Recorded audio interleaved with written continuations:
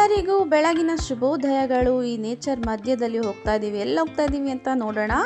Complete video ನೋಡ್ತಾ ಇರಿ. ಹಾಗೆ welcome back to Ashwini logs. Please subscribe ಮಾಡಿಕೊಂಡು ವಿಡಿಯೋಸ್ನ ನೋಡಿ.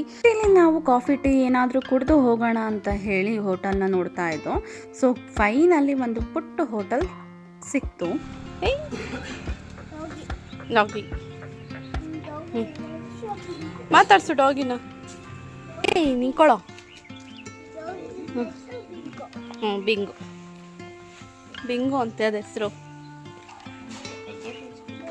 ಇಲ್ಲಿಂದ ಆನ್ ದ ವೇ ಹೋಗಬೇಕಾದ್ರೆ ಚಂಡಿಕಾಂಬ ಅಂತ ದೇವಸ್ಥಾನ ಸಿಗುತ್ತೆ. ಇಲ್ಲಿ ವೇನಲ್ಲಿ ಹೋಗಬೇಕಾದ್ರೆ ಎಲ್ಲರೂ ಕೂಡ ಈ ದೇವಸ್ಥಾನಕ್ಕೆ ದರ್ಶನ ಮಾಡಿಕೊಂಡೇ ಹೋಗ್ಬೇಕಂತೆ. ಸೊ ಅದಕ್ಕೋಸ್ಕರ ನಾವು ಕೂಡ ದರ್ಶನ ಮಾಡಿಕೊಂಡು ಪ್ರಸಾದ ಕೂಡ ಸಿಕ್ತು. ಅಲ್ಲಿಂದ ಬ್ಲೆಸ್ಸಿಂಗ್ನ ತಗೊಂಡು ಮುಂದೆ ಹೋದು. ಚೆನ್ನಾಗಿರಲಿ ಪಯಣ ಅಂತ ಹೇಳಿಕೊಂಡು ಹೊರಟಿದ್ದೀವಿ. ಬನ್ನಿ ಹಾಗೆ ನಮ್ಮ ಜೊತೆಲಿ ನೋಡೋಣ.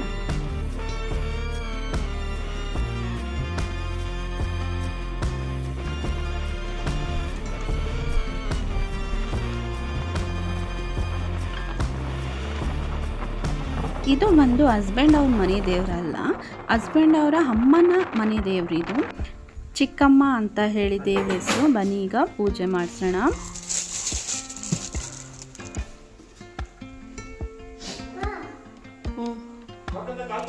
ಅಂಬನ ಅದು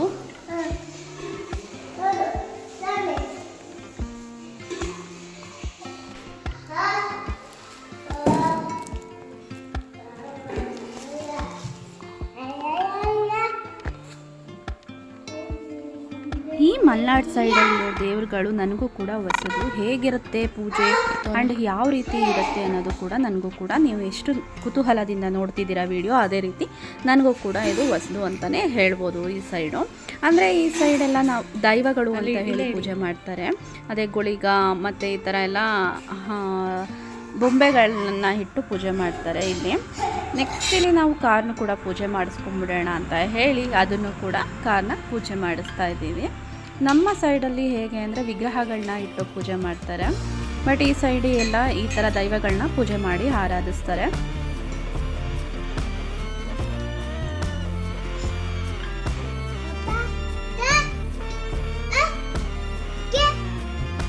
ಅಲ್ಲಿ ಕೈ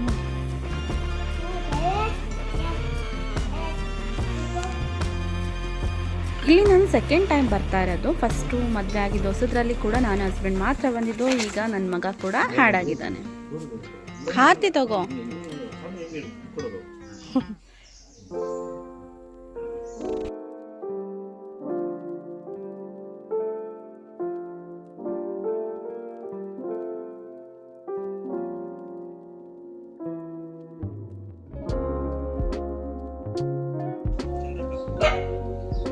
ಕಂಪ್ಲೀಟ್ ಆಗಿ ತುಂಬ ಚೆನ್ನಾಗಿ ಪೂಜೆ ಆಯಿತು. ದೇವರ ಬ್ಲೆಸ್ಸಿಂಗ್ ಎಲ್ಲ ತಗೊಂಡು ಇವಾಗ ನಾವು ಪಕ್ಕದಲ್ಲೇ ಇರುವಂಥ ಇನ್ನೊಂದು ದೇವಸ್ಥಾನಕ್ಕೆ ಬಂದು, ಇದು ತುಂಬ ಒಳಗಡೆ ಇತ್ತು.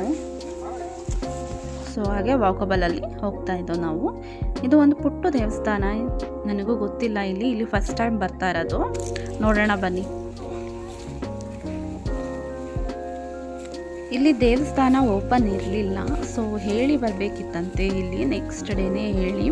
ಸೊ ಅದರಿಂದ ನಾವೇನೇ ಪೂಜೆ ಮಾಡಿಕೊಂಡು ಪ್ರಸಾದ ತಗೊಂಡು ಬಂದು ನೋಡಿ. ದೇವರು ಈ ಥರ ಇದೆ ಇಲ್ಲಿ. ಚಿಕ್ಕಮ್ಮ, ಯಕ್ಷಿ, ಪ್ರಧಾನ ದೈವ ಅಂತ ದೇವ್ರ ನಾಲ್ಕು ಊಟ ಮಾಡೋಣ. ಹೋಟೆಲ್ ತಿಮ್ಮಪ್ಪ ಉಡುಪಿಗೆ ಬಂದು ಫಿಶ್ ಊಟ ಅಂತೂ ಇಲ್ಲಿ ತುಂಬ ಫೇಮಸ್ ಅಂತಲೇ ಹೇಳ್ತಾರೆ ಎಲ್ಲರೂ. ಸೊ ಅದಕ್ಕೋಸ್ಕರ ಇಲ್ಲೇ ಬಂದು ನಾನು ಇಲ್ಲಿ ಸೆಕೆಂಡ್ ಟೈಮ್ ಬಂದಿರೋದು. ಫಸ್ಟ್ ಒಂದು ಸಲ ಕೃಷ್ಣನ ದೇವಸ್ಥಾನಕ್ಕೆ ಅಂತ ಬಂದಿದ್ದು, ಇದು ಸೆಕೆಂಡ್. ಇವಾಗ ಪಾಪು ಬೀಚಲ್ಲಿ ಆಟ ಆಡಬೇಕು ಅಂತ ಹೇಳ್ತಿದ್ದ. ಸೊ ಅದಕ್ಕೋಸ್ಕರ ಅವನಿಗೋಸ್ಕರ ಅಂತಲೇ ಉಡುಪಿಗೆ ಬಂದು, ಇಲ್ಲಾಂದರೆ ಆನ್ ದ ವೇ ಹಾಗೆ ಮನೆಗೆ ಹೋಗ್ಬೋದಾಗಿತ್ತು. ಸ್ವಲ್ಪ ಹೊತ್ತು ಎಂಜಾಯ್ ಮಾಡಲಿ ಬೀಚಲ್ಲಿ ಅಂತ ಹೇಳ್ಕೊಂಡು ನಿಯರ್ ಇರೋದ್ರಿಂದ ಇಲ್ಲೇ ಬಂದಿತ್ತು.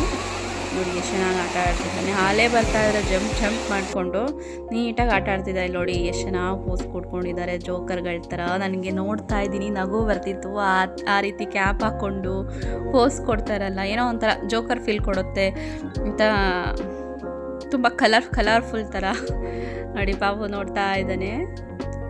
ಈ ಅಲೆ ಬಂದರೆ ಸಹ ಅವ್ನು ಬರ್ತಾನೆ ಇರಲಿಲ್ಲ. ಆಲ್ಮೋಸ್ಟ್ ಅಷ್ಟು ಇಷ್ಟ ಆಗಿಬಿಟ್ಟಿದೆ ಅಲೆ ಬರ್ತಿರೋದಕ್ಕೆ.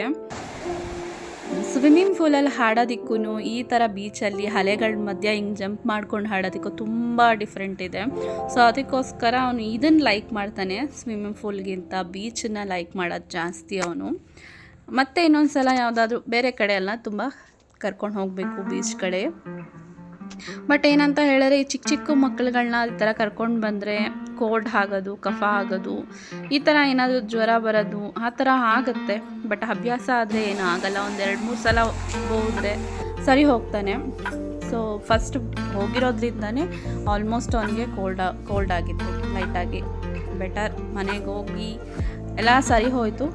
ಮನೆಗೆ ಹೋದ್ಮೇಲೆ ಅಲ್ಲಿರೋವರೆಗೂ ಸ್ವಲ್ಪ ಸಫರ್ ಮಾಡ್ದ. ನೋಡಿ ಸನ್ಸೆಟ್ ಕೂಡ ಆಗ್ತಾಯಿತ್ತು. ಆ ಮೂಮೆಂಟಲ್ಲಿ ಎಷ್ಟು ಚೆನ್ನಾಗಿ ಬ್ರೈಟಾಗಿ ಹೊಳಿತಿದೆ ನೀರೆಲ್ಲ. ಸಖತ್ ಎಂಜಾಯ್ ಮಾಡ್ತಾ ಇದ್ದಾನೆ. ನಾನು ಎಷ್ಟು ಕರಿತಿದ್ದೀನಿ ಬನ್ನಿ ಮನೆಗೆ ಹೋಗೋಣ ಅಂತ ಹೇಳಿ, ಬರ್ತಿಲ್ಲ, ಆದರೆ ಅಲ್ಲೇ ಆಟ ಆಡಿಸ್ತಿದ್ದಾನೆ.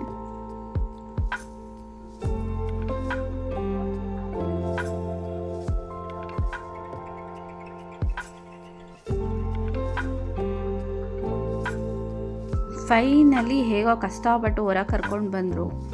ಸೊ ಹಾಗೆ ಮನೆಗೆ ಹೋಗೋಣ ಅಂತ ಹೊರಟು. ನೋಡಿ ಎಷ್ಟು ಚೆನ್ನಾಗಿದೆ ಸನ್ಸೆಟ್ ಮಾತ್ರ ಚೆನ್ನಾಗಿ ಕಾಣಿಸ್ತಿದೆ.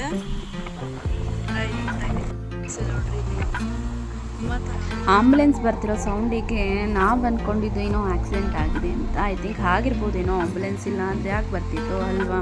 ಸೊ ಹಾಗೆ ಏನಾಗಿದೆ ಅಂತ ನೋಡೋಣ ಅಂತ ಹೇಳ್ಕೊಂಡು ಹೋದರೆ ಇಲ್ಲಿ ಎಲ್ಲರೂ ಸನ್ಸೆಟ್ ನೋಡ್ತಾ ಇದ್ದಾರೆ. ಸನ್ಸೆಟ್ ನೋಡ್ತಾ ಇದ್ದಾರೆ. And thank you so much for watching. Please subscribe.